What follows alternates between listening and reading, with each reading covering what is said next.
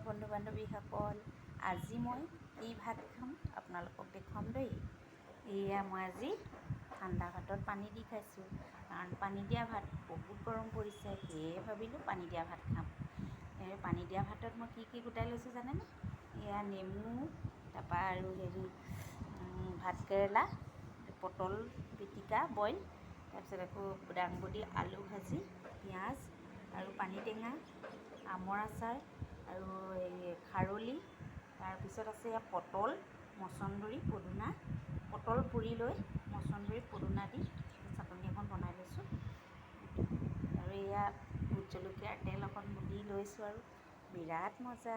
এনেকৈ খাই চাবচোন আপোনালোকে, কোনোবাই খাই যদি আমাৰ ঘৰলৈ আহিব দেই।